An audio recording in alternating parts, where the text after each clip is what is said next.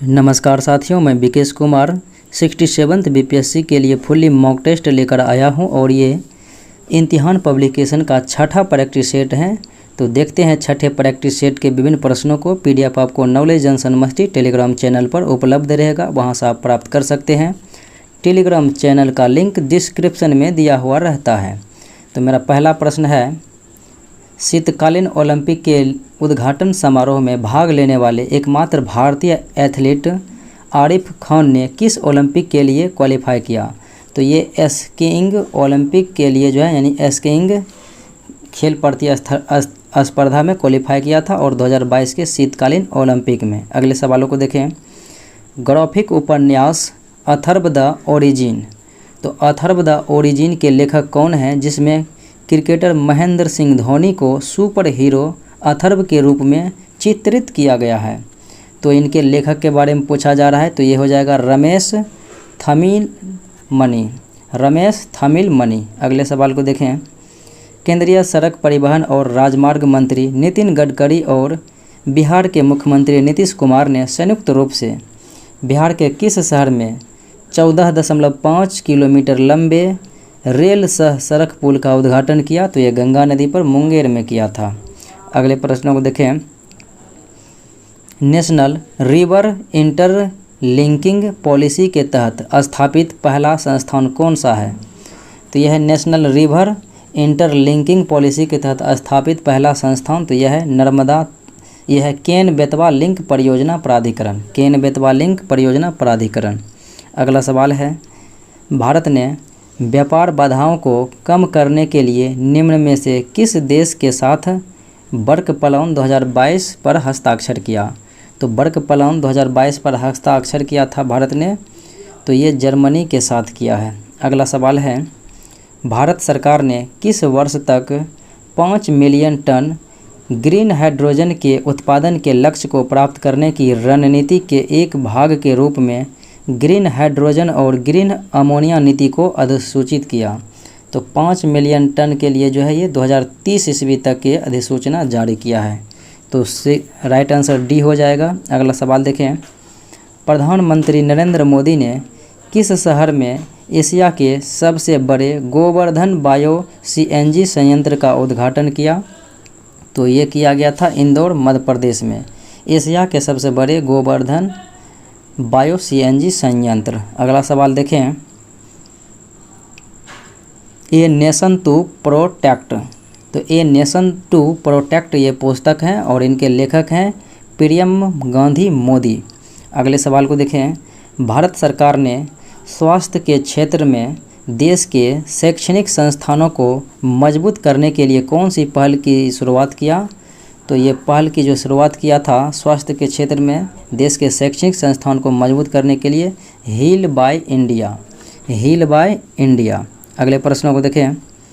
भारत के पहले अमृत सरोवर का उद्घाटन निम्नलिखित में से किस राज्य में किया? तो भारत के पहले अमृत सरोवर का उद्घाटन उत्तर प्रदेश के रामपुर में किया गया था। ब्रह्मपुत्र नदी में चलने वाला अब तक का सबसे लंबा जहाज़ कौन सा है? तो ब्रह्मपुत्र नदी में अब तक का चलने वाला सबसे लंबा जहाज़ है MV रामप्रसाद बिस्मिल। तो राइट आंसर हो जाएगा डी।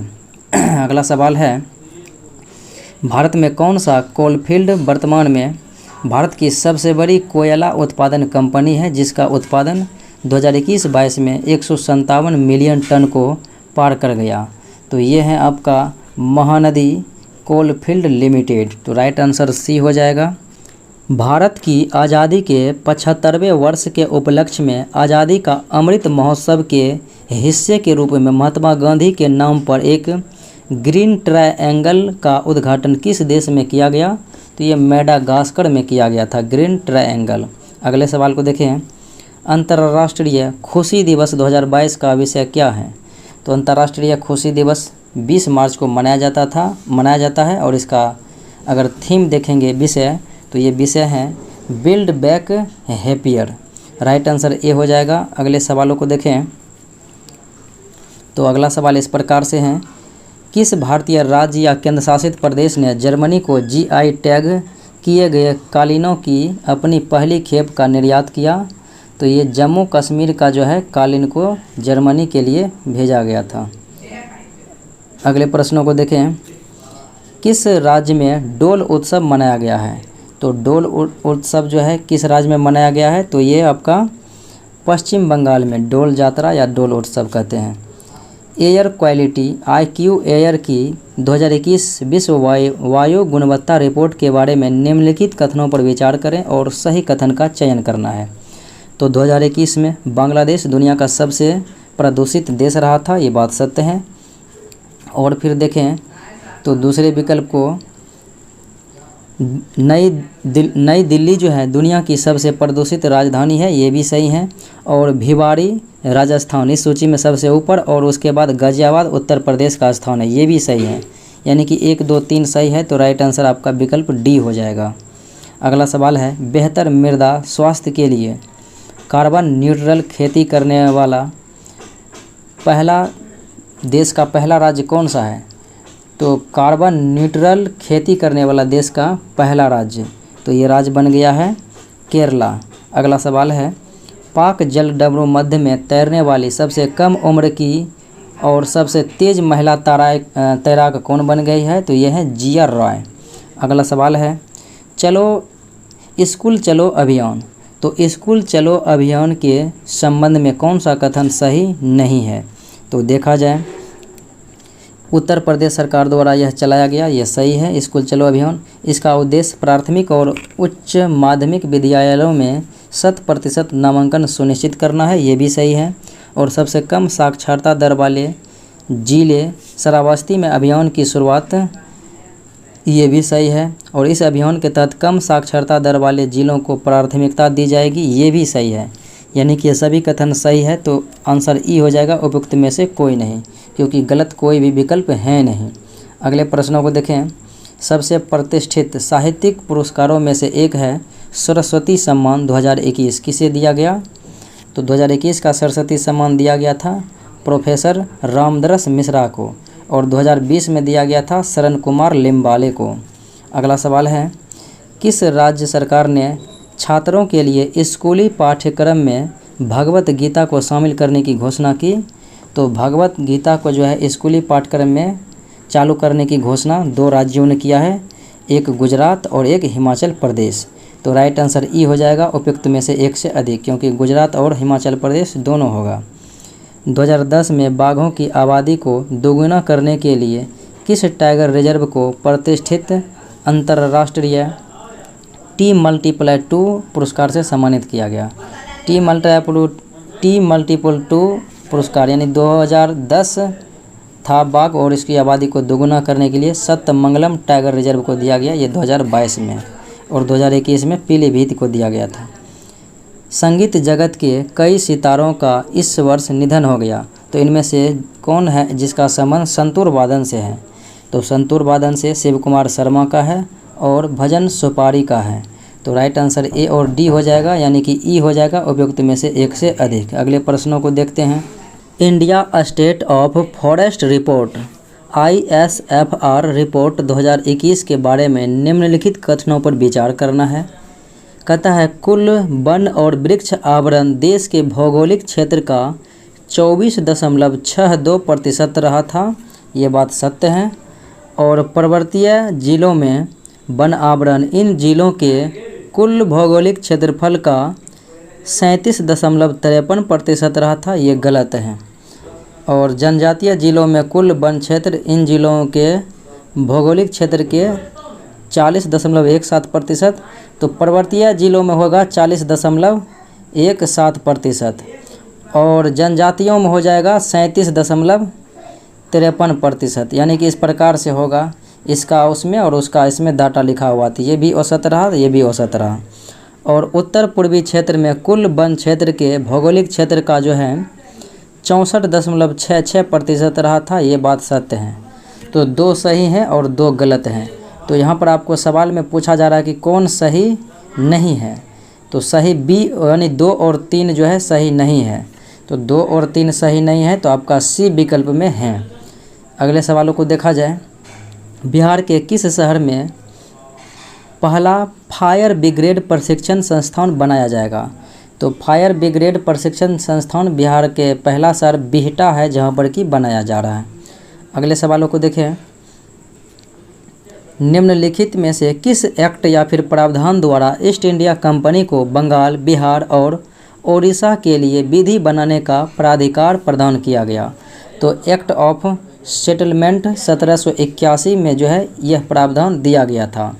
और 1781 का जो एक्ट ऑफ सेटलमेंट आया था, तो यह रेगुलेटिंग एक्ट 1773 की कमियों को दूर करने के लिए लाया गया था।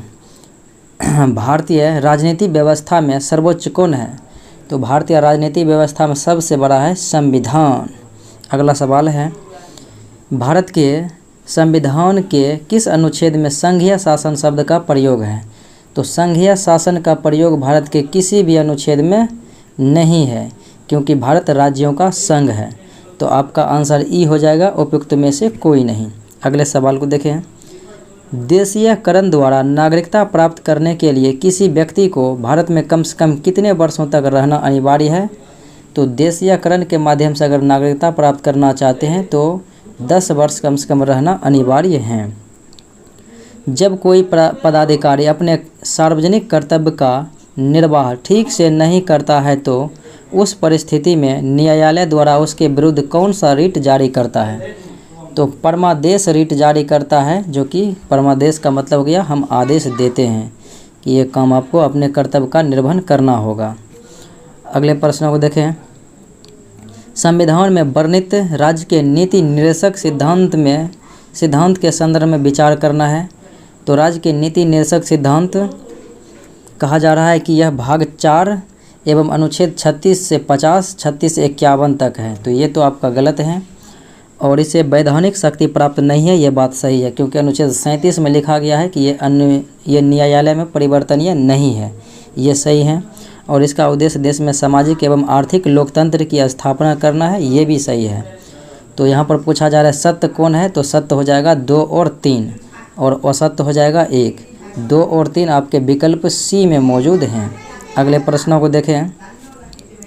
वित्तीय आपात की उद्घोषणा संसद के दोनों सदनों द्वारा मंजूरी मिलने के बाद अधिकतम कितने दिनों तक प्रभावी रहता है? तो वित्तीय आपातकाल एक बार लग जाता है तो यह अनिश्चित काल तक जो है लगे ही रहता है। तो इसलिए राइट आंसर ई हो जाएगा, उपयुक्त में से कोई नहीं। लेकिन इसका अनुमोदन जो है 2 माह के अंदर होना चाहिए संसद में लगाने के लिए। उपराष्ट्रपति के चुनाव के निर्वाचक मंडल में कौन शामिल होते हैं? तो उपराष्ट्रपति के चुनाव में लोकसभा और राज्यसभा के यानी सभी सदस्य निर्वाचित और मनोनीत दोनों, यानी संसद के निर्वाचित और मनोनीत दोनों सदस्य भाग लेते हैं। तो राइट आंसर डी हो जाएगा। और अगला सवाल है, बिहार में पंचायती राज व्यवस्था के संदर्भ में निम्नलिखित कथनों पर विचार करना है। बिहार में त्रिस्तरीय पंचायती राज व्यवस्था विद्यमान है, ये बात सही है। प्रत्येक स्तर पर महिलाओं के लिए 50% आरक्षण का प्रावधान है, तो ये 2006 ईस्वी में ही दिया गया है, ये भी बात सही है। ग्राम पंचायतों में उप मुखिया का चुनाव प्रत्यक्ष रूप से जनता द्वारा होता है। तो उप मुखिया का चुनाव प्रत्यक्ष रूप से जनता के द्वारा नहीं, वो प्रत्यक्ष रूप से होता है वार्ड सदस्य के द्वारा, तो ये गलत है। और ब्लॉक स्तर पर जो प्रमुख होता है उसका चुनाव अप्रत्यक्ष होता है, तो इसका चुनाव अप्रत्यक्ष होता है, ये बात सही है। तो इसमें कहता है निम्न में से कौन कथन गलत है? तो गलत जो है केवल विकल्प बी हो जाएगा, यानी कि केवल तीसरा विकल्प जो है यानी 3 जो है गलत है, यानी कि उप मुखिया का जो है चुनाव होगा अप्रत्यक्ष रूप से। अगले सवाल को देखें। निम्नलिखित में से कौन संघ सूची का विषय है? तो संघ सूची में अभी जाने तो वर्तमान में 100 विषय हैं, लेकिन मूल संविधान में 97 विषय था। राज्य सूची में मूल संविधान में 66 और वर्तमान में 61 विषय, और समवर्ती सूची में मूल संविधान में 47 लेकिन वर्तमान में 52 विषय हैं। तो जनगणना और कारखाना और कीमत नियंत्रण और बैंकिंग ये सब संघ सूची का विषय है, तो राइट आंसर ई हो जाएगा, उपयुक्त में से 1 से अधिक। अगला सवाल देखें। निम्नलिखित में से किस संविधान संशोधन अधिनियम द्वारा संसद को यह अधिकार दिया गया कि वह संविधान के किसी भी हिस्से का संशोधन कर सकती है? तो संविधान के किसी भी हिस्से का संशोधन कर सकती है, तो यह 24वां संविधान संशोधन अधिनियम द्वारा जो है संसद को यह प्रावधान दिया गया था। अगले प्रश्नों को देखें। अगला सवाल इस प्रकार से है, लोकसभा में स्थगन प्रस्ताव की अनुमति के लिए कम से कम कितने सदस्यों का समर्थन आवश्यक है? तो स्थगन प्रस्ताव के लिए 50 सदस्य की अनुमति आवश्यक है।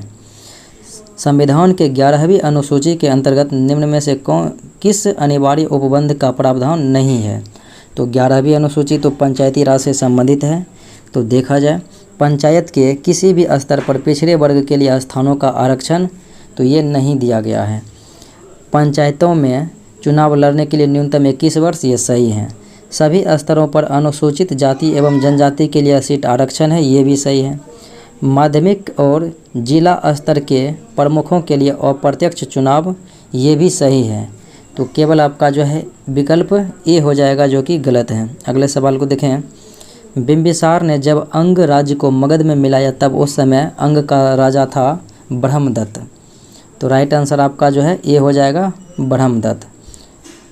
अगले सवाल को देखें, प्रसिद्ध बौद्ध लेखक हरिभद्र किस पाल शासक के राज्यसभा से संबंधित था? तो ये जो था हरिभद्र, ये पाल शासक धर्मपाल के जो है राज्यसभा से संबंधित था, इन्हीं के दरबार से।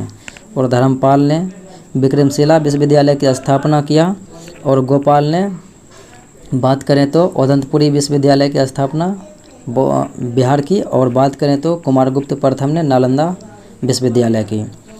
किस सल्तनत काल के सुल्तान ने दारिया खान नुहानी को बिहार का प्रशासक नियुक्त किया?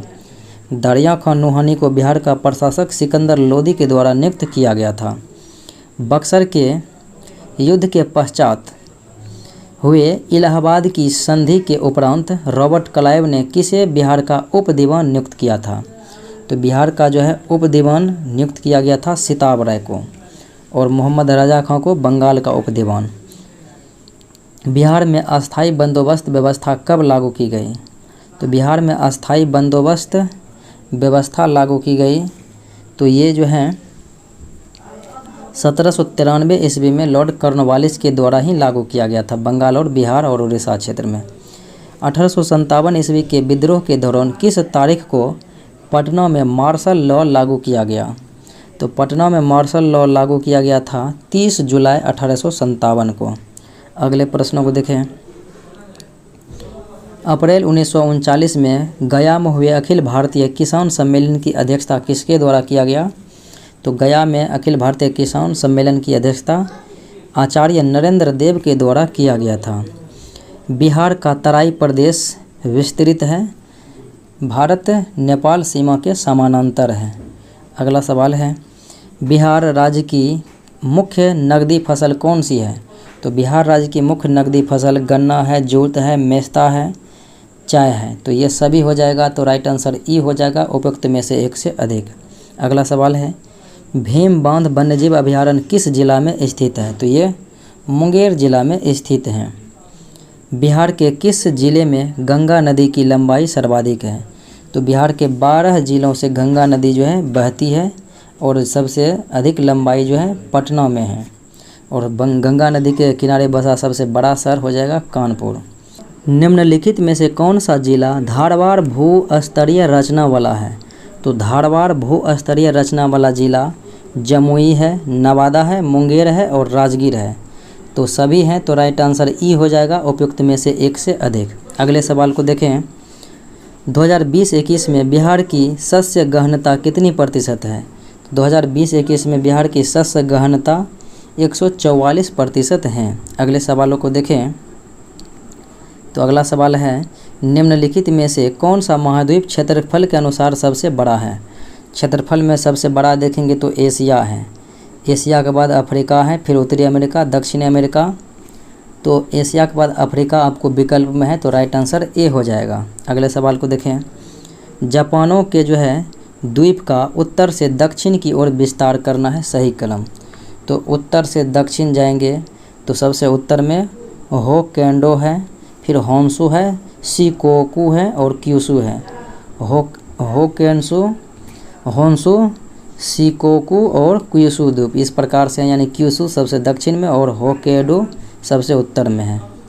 अगले सवालों को देखें, विश्व की सबसे ऊंची चोटियां किस प्रकार के पर्वतों में पाई जाती हैं?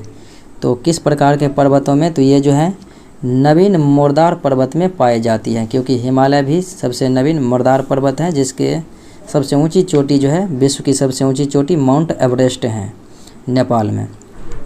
हिंद महासागर और लाल सागर को कौन सी जल संधि जोड़ती है? तो हिंद महासागर और लाल सागर को बाब अल मंडब जल संधि जोड़ती है। अगला सवाल है, भारत में खाद्य प्रबंधन का निम्न में से कौन सा एक उद्देश्य नहीं है? तो खाद्य प्रबंधन के बारे में देखा जाए तो खाद्यान्नों का निर्यात करना, ये निर्यात खाद्य प्रबंधन के अंतर्गत नहीं है। खाद्यान्नों में बफर स्टॉक का रख रखाव है, खाद्यान्नों की खरीद है और खाद्यान्नों का वितरण है, ये हो जाएगा, यानी कि निर्यात इसके अंतर्गत नहीं है। सामुदायिक विकास कार्यक्रम जो कि 2 अक्टूबर 1952 ईस्वी को चलाया गया था, तो इसका उद्देश्य क्या था? तो इसका उद्देश्य शैक्षणिक सुविधाएं सुलभ करना ग्रामीण स्तर में और ग्रामीण स्वच्छता है, और योजना बनाने में गाँव की सहायता करना है और जीवन स्तर को बेहतर करना है। आंसर ई हो जाएगा उपयुक्त में से एक से अधिक। अगला सवाल है, भारतीय अर्थव्यवस्था का कौन सा क्षेत्र सकल राष्ट्रीय उत्पाद में सबसे अधिक योगदान देता है? तो सकल राष्ट्रीय उत्पाद में सबसे अधिक योगदान जो है तृतीयक क्षेत्र देता है, जिन्हें आप सेवा क्षेत्र बोलते हैं, लगभग 55 से जो है 60% तक। भारत में सबसे अधिक गेहूं उत्पादक राज्य कौन सा है? तो सर्वाधिक गेहूं उत्पादक राज्य है उत्तर प्रदेश। अगले सवाल को देखें, दुर्लभ मुद्रा यानी कि हार्ड करेंसी का आशय क्या है? तो वैसी मुद्रा जिसे पाना कठिन हो तो उसे दुर्लभ मुद्रा कहते हैं। तो ये जो है विकसित देशों की मुद्रा जो है दुर्लभ मुद्रा है, जैसे कि पाउंड, डॉलर है। अगला सवाल है, 2011 के जनगणना अनुसार भारत का सबसे अधिक जनसंख्या वाला शहर, तो ये है मुंबई। अगला सवाल, निम्नलिखित में से किस राज्य में तांबा का सर्वाधिक उत्पादन होता है? तो तांबा का वर्तमान में सर्वाधिक उत्पादन मध्य प्रदेश में होता है, लेकिन भंडारण सर्वाधिक राजस्थान में है।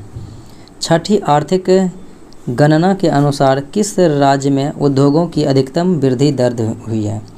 तो उद्योगों की अधिकतम वृद्धि दर जो है मणिपुर में हुई है, छठी आर्थिक गणना के अनुसार। निम्नलिखित क्षेत्रों में से किस क्षेत्र में विदेशी प्रत्यक्ष निवेश FDI की अनुमति नहीं है?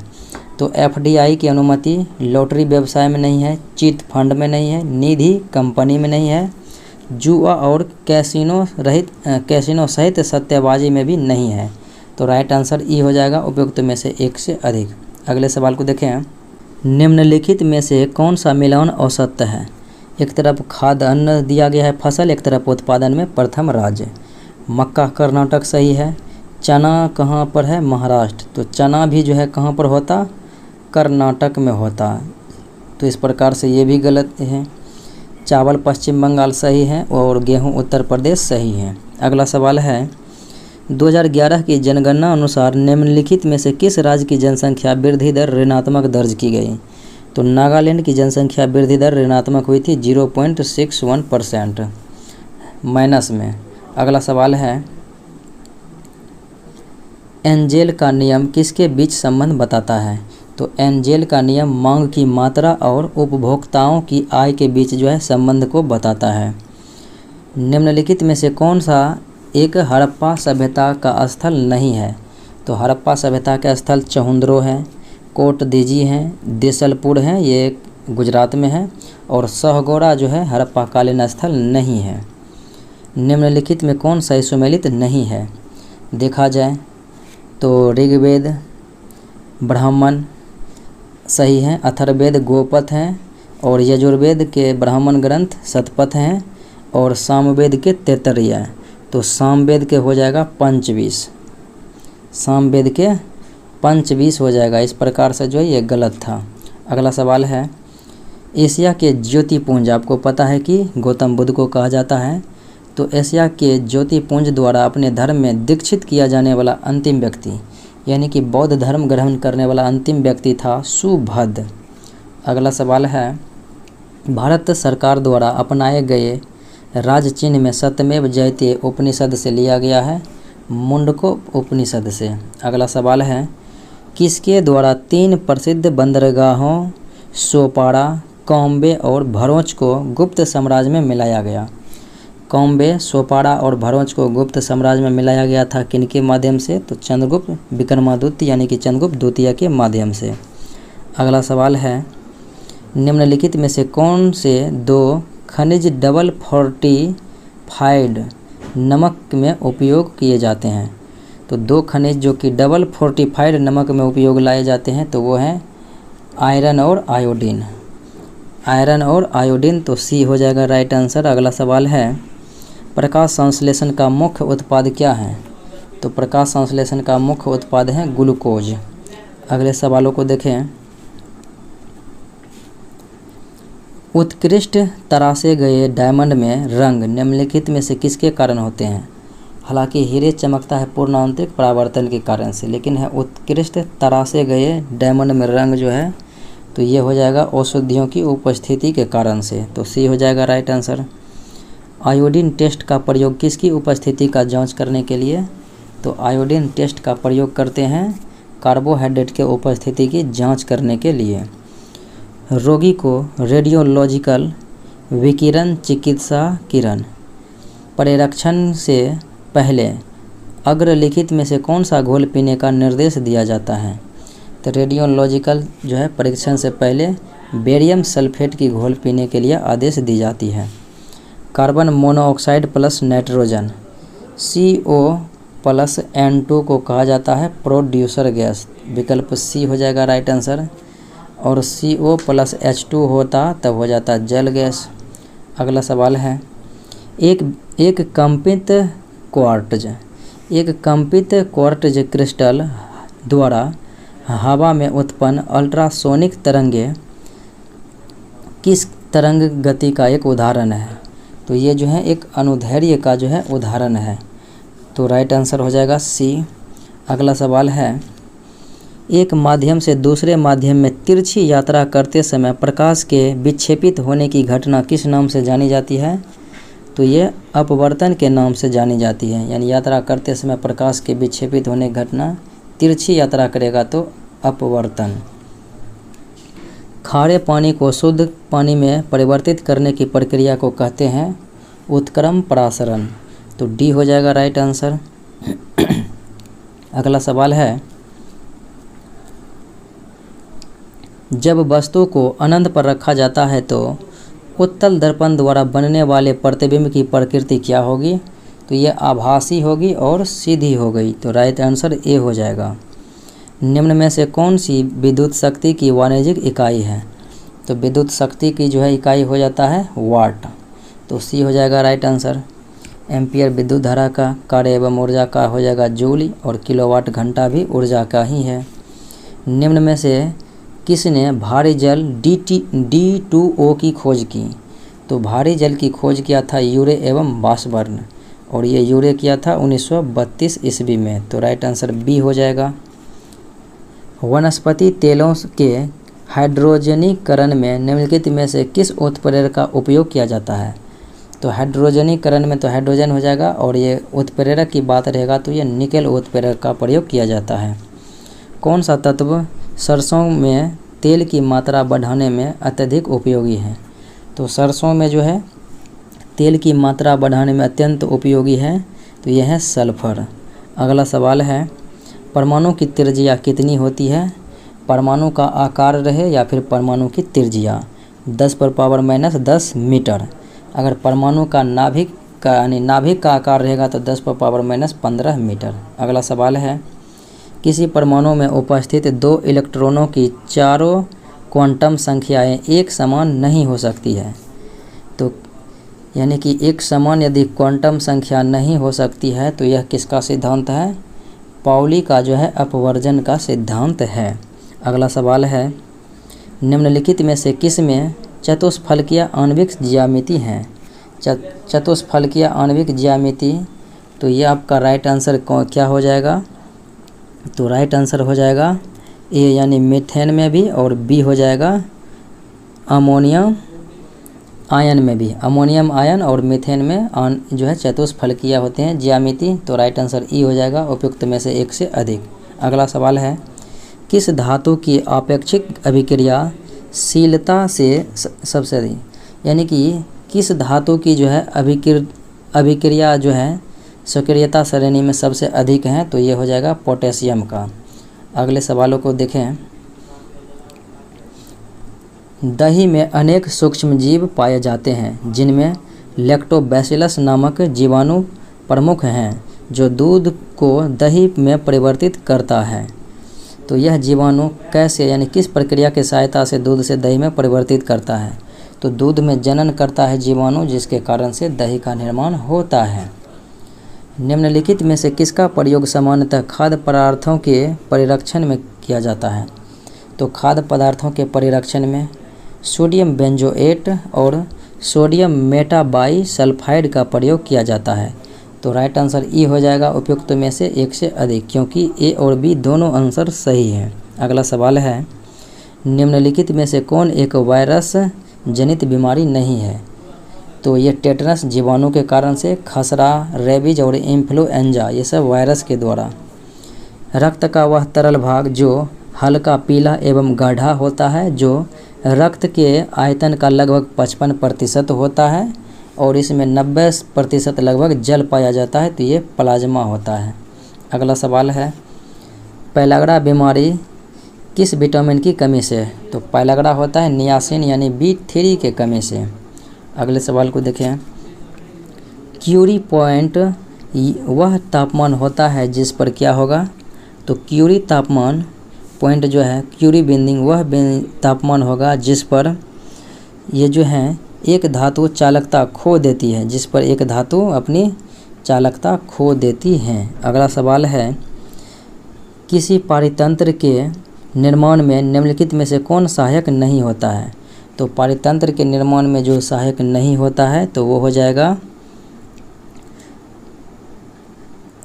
पौधे, प्राणी, सूक्ष्मजीव और अजैव, यानी ये सब निर्माण में होते हैं सहायक। तो आंसर ई हो जाएगा उपयुक्त में से कोई नहीं, क्योंकि ये सभी जो है इसके सहयोग में होते हैं। स्फेगनम किस प्रकार के पादप का उदाहरण है? तो स्फेगनम जो है अपने एक प्रकार से यह मॉस है, ईंधन में इसका प्रयोग किया जाता है। अगला सवाल है, निम्नलिखित में से कौन एक जड़ का उदाहरण नहीं है? तो आलू, बंडा, केसर, अदरक ये सब जो है तना का रूपांतरण है। तो जड़ का रूपांतरण जो है चुकंदर है, तो कहता है नहीं है, तो आंसर ई हो जाएगा, क्योंकि ये सब है ABD ये सब विकल्प में जो है तना का रूपांतरण है। धान की फसल की एक सामान्य बीमारी है खैरा। तो खैरा किसके कारण से होता है? तो जिंक की कमी के कारण से खैरा रोग होता है धान में। भारत में किस क्रम की चट्टानें उच्च धात्विक खनिजों की उपस्थिति के मामले में सर्वाधिक समृद्ध मानी जाती हैं? तो सर्वाधिक समृद्ध मानी जाती हैं तो वो हैं आपका धारवाड़ क्रम की चट्टानें। तो राइट आंसर डी हो जाएगा, जो कि लौह अयस्क के लिए प्रसिद्ध हैं। दून घाटी यानी कि दून नामक समतल संरचनात्मक घाटियाँ किसके बीच है? तो दून है हिमाचल श्रेणी एवं शिवालिक के बीच। अगला सवाल है, गंगा नदी के बारे में कौन सा कथन जो है कहता है सत्य है? तो गंगा नदी उत्तराखंड के चमोली जिले में 3900 मीटर ऊंचाई पर स्थित गंगोत्री हिमानी से निकलती है, ये सत्य है। हरिद्वार के निकट ये गंगा जो है मैदान भाग में प्रवेश करती है, ये भी सही है। और बिहार में गंगा नदी की कुल लंबाई 445 किलोमीटर है, ये भी सही है। और कुल लंबाई गंगा की 2525 है, जिसमें 445 बिहार में, और बिहार के 12 जिला से गुजरती हैं। तो ये सभी सही हैं, तो राइट आंसर आपका जो है 1, 2, 3 हो जाएगा। ऐसा किसी भी विकल्प में है नहीं, तो राइट आंसर आपका ई हो जाएगा उपयुक्त में से जो है 1 से अधिक। अगले प्रश्नों को देखें। निम्नलिखित में से कौन एक अल्पाइन क्षेत्र में उगने वाली प्रमुख वनस्पति हैं? तो अल्पाइन क्षेत्र में उगने वाली प्रमुख वनस्पति हैं जूनिपर। अगला सवाल है, सूची 1 सूची 2 के साथ मैचिंग कराना है। तलचर उड़ीसा में है, खैतरी राजस्थान में है, और पन्ना मध्य प्रदेश में है, और डिगबोई असम में है। अगले प्रश्नों को देखें। 2011 के जनगणना अनुसार 2001 से 2011 के बीच भारत में जनसंख्या की वार्षिक वृद्धि दर कितनी है?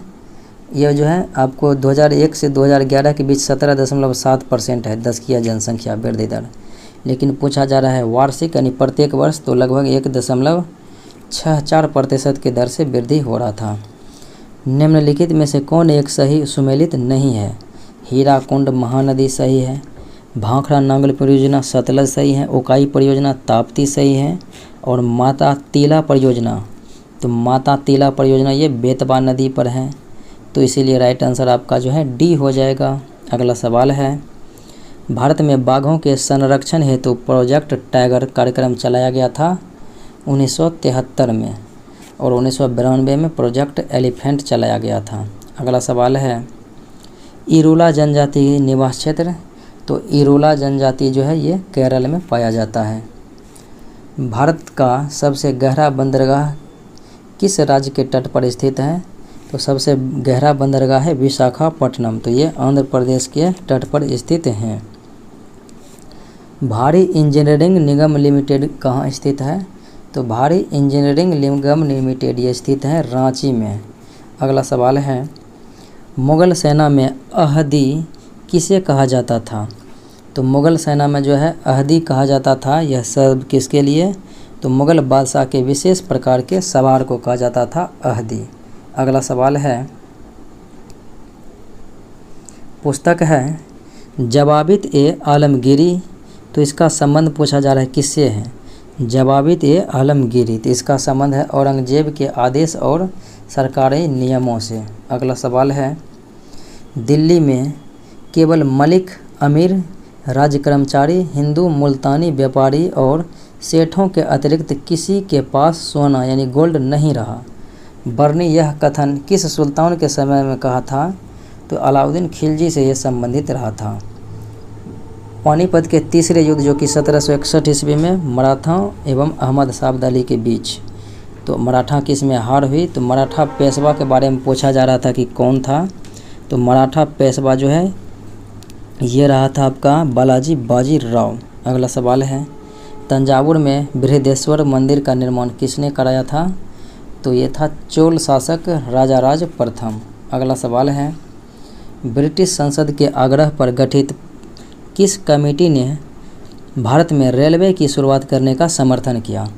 तो 1846 में भारत में रेलवे की शुरुआत करने का समर्थन सिम्स कमेटी के द्वारा किया गया था।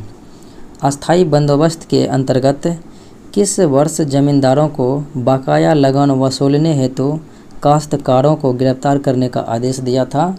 1799 में, लेकिन अस्थाई बंदोबस्त 1793 में ही चलाया गया था कॉर्नवालिस के द्वारा। वर्ष 1783 में एक अधिनियम द्वारा किसको जो है लाइसेंस के बिना भारत में प्रवेश पर जो है प्रतिबंध लगा दिया? तो ये लगाया गया था मिशनरियों के लिए। अगला सवाल है, भारतीय राष्ट्रवाद का जन्म पारंपरिक देशभक्ति से हुआ है। भारतीय राष्ट्रवाद का जन्म पारंपरिक देशभक्ति से हुआ है जो भूमि, भाषा और पथ से लगाव की एक सामाजिक स्तर पर स्वकीय भावना थी। तो यह कथन जो है किसका है? तो यह प्रसिद्ध कथन है C.A. बेली के द्वारा कहा गया है। अगला सवाल देखें, 1857 के विद्रोह के समय झांसी में ब्रिटिश सेना का नेतृत्व कर रहे थे सर हीरोज। इलाहाबाद में तो कर्नल ली, लखनऊ में, कानपुर में कॉलिन कैंपबेल, दिल्ली में निकलसन हडसन। रोलेक्ट एक्ट के संबंध में औसत कथन यानी कि गलत कथनों की पहचान करना है। तो रोलेक्ट एक्ट के बारे में देखते हैं। कहता इस एक्ट के एक विशेष अदालत की स्थापना हुई, सही है, और यह कोर्ट ऐसे मजबूत स्वीकार कर सकता था जो विधि मान्य नहीं थे। तो यह भी बात सही है। कहता इसके निर्णय के विरुद्ध सिर्फ वायसराय से अपील की जा सकती थी। तो ये बात जो है इसके बारे में गलत है, और प्रांतीय सरकार को बिना वारंट के तलाशी, गिरफ्तारी तथा बंदी प्रत्यक्षीकरण का अधिकार दिया गया था। ये भी सही बात ही था। अगले सवालों को देखें। सविनय अवज्ञा आंदोलन के बाद गांधी जी की देशव्यापी यात्रा का नाम क्या था? तो ये देशव्यापी यात्रा का नाम था हरिजन यात्रा। अगला सवाल देखें, किस एक्ट या अधिनियम में एक अखिल भारतीय संघ की स्थापना की चर्चा की गई थी? तो अखिल भारतीय संघ की स्थापना की चर्चा की गई थी, तो यह किस एक्ट के माध्यम से? तो ये किया गया था भारत सरकार अधिनियम 1935। अगला सवाल है, सुभाष चंद्र बोस ने पहली बार कांग्रेस के किस अधिवेशन की अध्यक्षता किया? तो सुभाष चंद्र बोस मात्र 2 कांग्रेस के अधिवेशन की अध्यक्षता 1938 में हरिपुरा गुजरात में, और 1939 में जो है त्रिपुरी संकट आया था इसी के समय में। तो पहली बार हरिपुरा में किया था 1938 में, फिर 1939 में त्रिपुरी में। तो आपका डी हो जाएगा राइट आंसर। अगला सवाल है, निम्न राज्यों पर विचार करें। कश्मीर कब मिला? जूनागढ़ कब? हैदराबाद कब? कश्मीर 1947 में, जूनागढ़ 1947 में और हैदराबाद 1949 में मिला था पुलिस कार्रवाई के द्वारा। जूनागढ़ जनमत संग्रह और कश्मीर विलयपत्र पर हस्ताक्षर। तो राइट आंसर 1, 2, 3 यानी विकल्प ए हो जाएगा। अगले सवालों को देखें, मेरठ षड्यंत्र केस 1929 का संबंध किस समूह से है? तो यह जो है श्रमिक समूह से संबंधित हैं। अगला सवाल है, किस एक्ट को मुंह बंद करने वाला अधिनियम भी कहा जाता है? तो मुंह बंद करने वाला अधिनियम भी कहा जाता है वर्नाक्युलर प्रेस एक्ट को। इसी के माध्यम से भारतीय पत्र पर जो है प्रतिबंध लगाया गया था। लोकमान्य तिलक ने होम रूल लीग की स्थापना कब की? तो होम रूल लीग की स्थापना मद्रास में एनी बेसेंट और पुणे में लोकमान्य यानी बाल गंगाधर तिलक के द्वारा। तो ये जो है अप्रैल 1916 में चलाया था। जवाहरलाल नेहरू ने 1938 में किस अखबार का प्रकाशन शुरू किया? तो 1938 ईस्वी में जो अखबार का प्रकाशन किया जवाहरलाल नेहरू, तो वो नेशनल हेराल्ड था। तो राइट आंसर सी हो जाएगा। अगले सवालों को देखें, भारत का प्रथम वायसराय कौन था? तो ये था लॉर्ड कैनिंग, भारत के प्रथम वायसराय। अगले सवालों को देखें, भारत में किस वर्ष तिब्बत का पूर्ण विलय किया गया? तो तिब्बत का पूर्ण विलय किया गया था भारत में, तो ये 1903 ईस्वी में किया गया था। अगला सवाल है, निम्नलिखित में से कौन क्रांतिकारी संगठन नहीं था? तो क्रांतिकारी संगठनों की बात करेंगे कौन नहीं था, तो आंसर हो जाएगा ई कि उपयुक्त में से कोई नहीं। मित्र मेला भी है, गदर भी है, अभिनव भारत भी है और नौजवान सभा भी है। अगले प्रश्नों को देखें, तेभागा आंदोलन किस राज्य में चलाया गया? तो ये बंगाल राज्य में चलाया गया था। अगले प्रश्नों को देखें, हाल ही में चर्चा में रहा कंट्री फॉर पार्टिकुलर कंसर्न का संबंध निम्नलिखित में से किससे है? यानी कि कंट्री फॉर पार्टिकुलर कंसर्न का संबंध यानी किससे है? तो ये हो जाएगा धार्मिक स्वतंत्रता की चिंताजनक स्थिति संबंधी देशों का एक सूची है। धार्मिक स्वतंत्रता की चिंताजनक स्थिति संबंधी देशों की एक सूची है। तो राइट आंसर ए हो जाएगा। अगला सवाल है, मार्च 2022 में पेरिस में हुए financial action task force FATF की 6ठी पूर्ण बैठक में निम्नलिखित में से किस देश को FATF financial action task force की ग्रे लिस्ट में शामिल किया?